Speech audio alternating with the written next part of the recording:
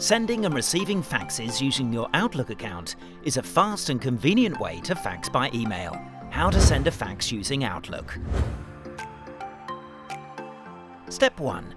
Sign up with eFax and you'll immediately receive a free fax number for sending and receiving faxes online through your Outlook.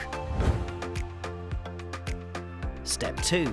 Open a new email. In the address bar, enter your recipient's fax number, followed by @efaxsend.com. Step 3. Click the paperclip icon and attach the file you want to send. Step 4. Create a cover page for your fax by typing a message into the body of your email. Step 5.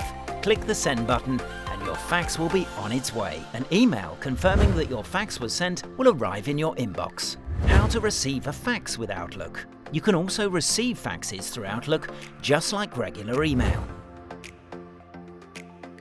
Step 1. Share your eFax number with the person who's sending you a fax.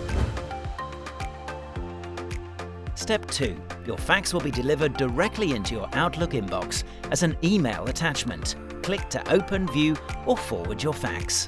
Now you can use Outlook to send and receive faxes by email anytime, anywhere on your laptop, tablet, or phone. Fax with Outlook today.